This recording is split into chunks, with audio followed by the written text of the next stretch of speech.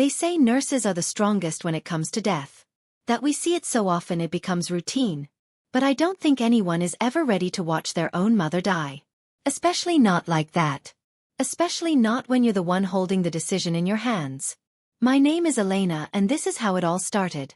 I had been sitting by her bedside for 19 days.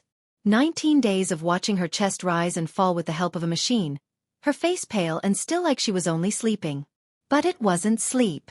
It was something far colder. A pause that had gone on too long. The doctor said she could survive like that for months.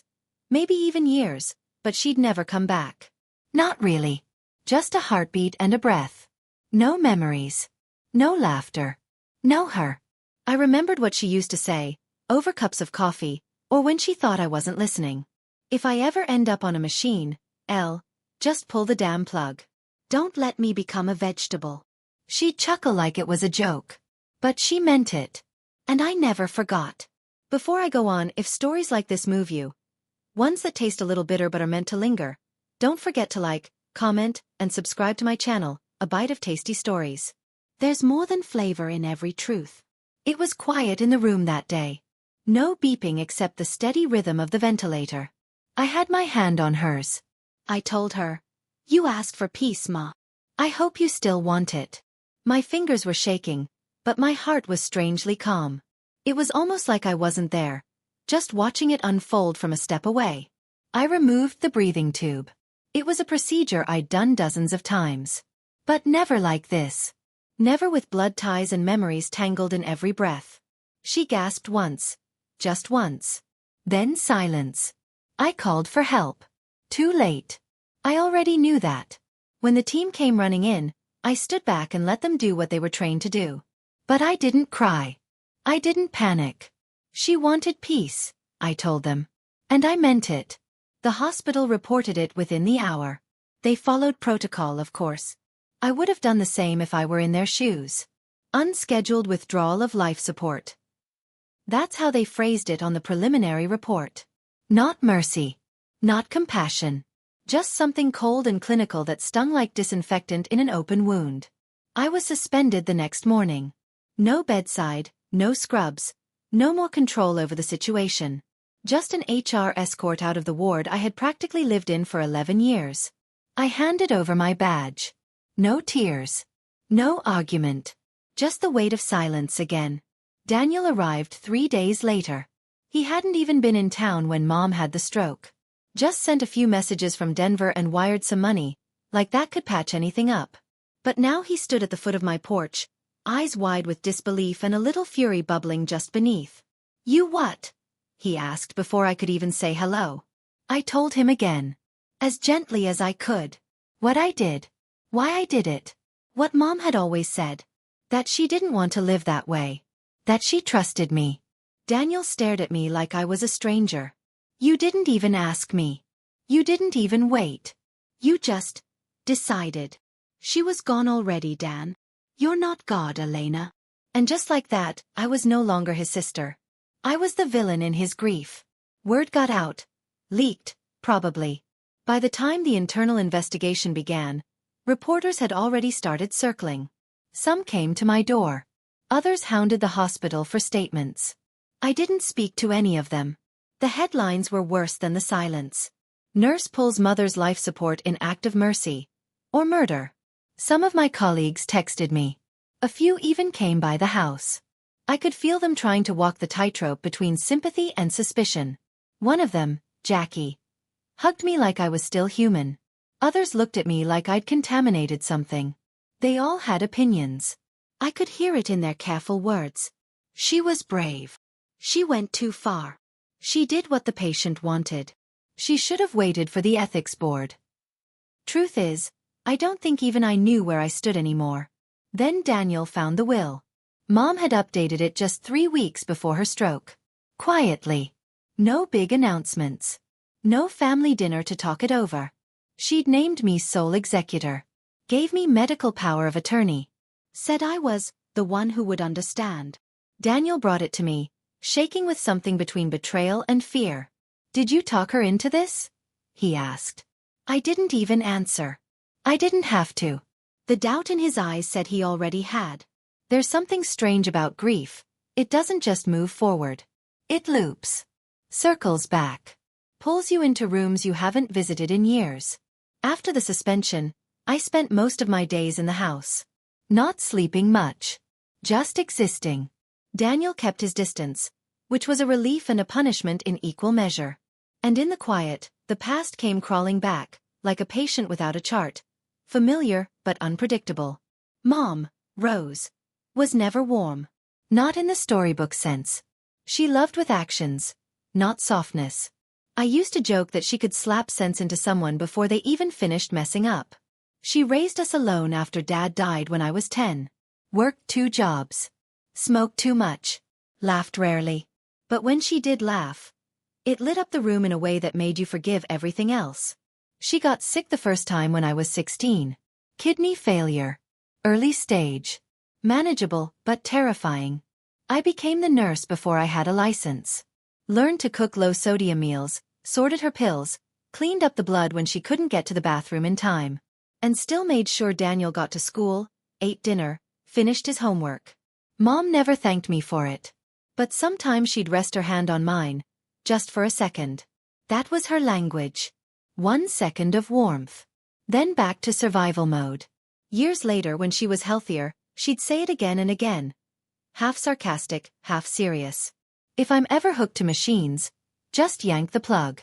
Don't let me be a damn science project. She said it over dinner. During TV shows.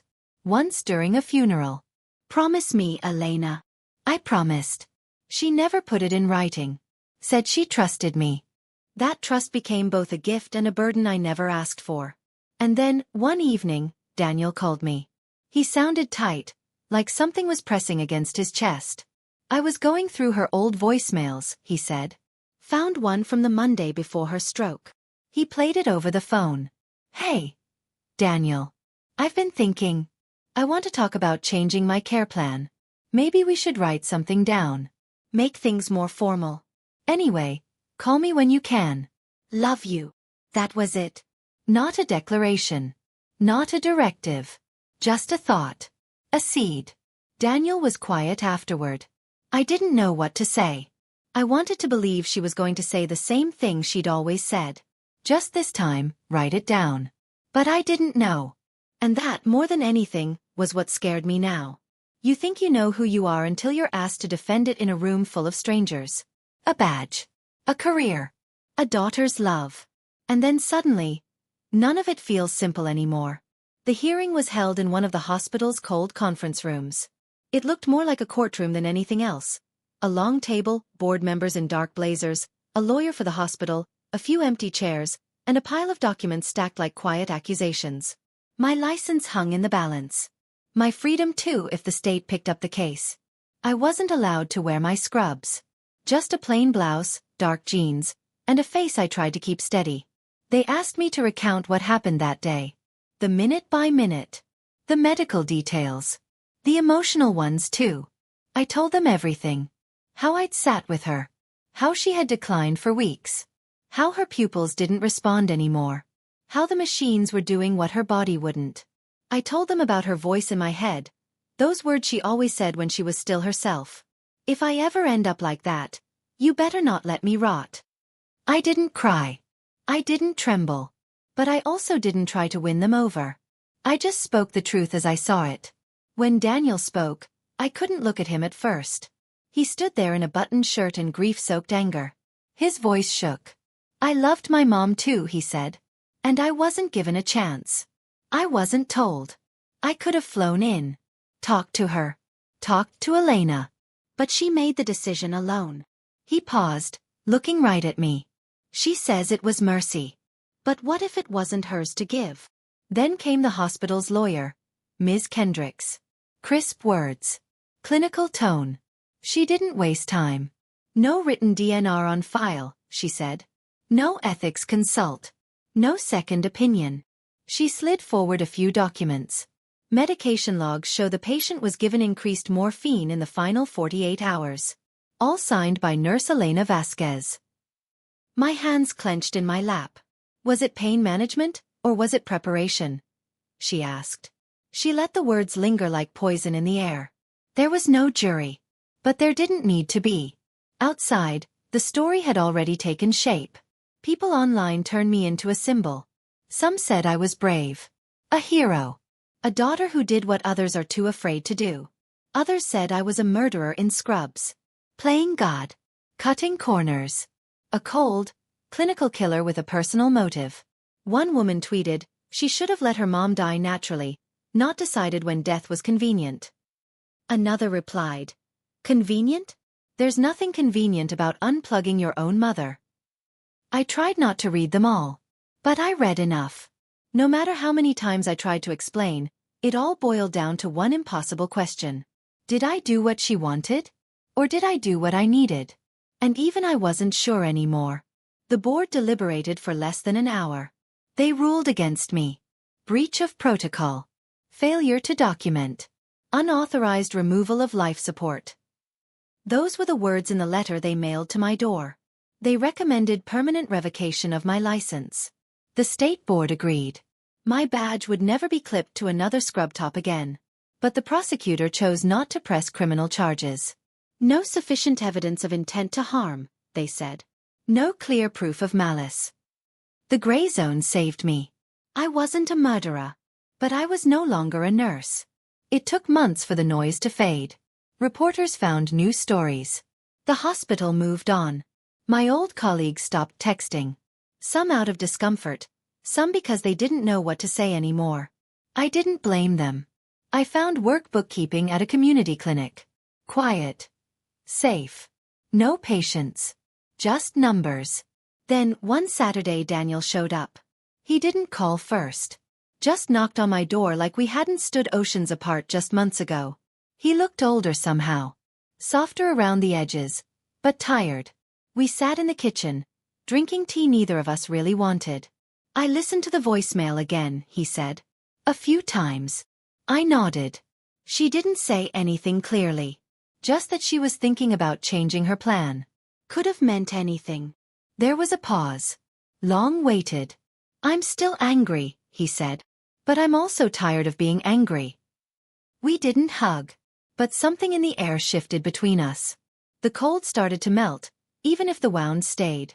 A few weeks later, I went to her grave. No flowers. Just presents. The headstone was simple. Rose Vasquez, beloved mother. Fierce spirit. I knelt down, brushing away some leaves. Sat for a while. Did I give you peace? I asked aloud. Or did I just take the hard part away from me? The wind didn't answer. It just kept moving. Maybe I'll never know. If this story moved you, if you've ever stood at the edge of love and loss, subscribe to my channel, A Bite of Tasty Stories. Leave a comment, share your thoughts, and let's keep telling the stories that stay behind our ribs long after they're over.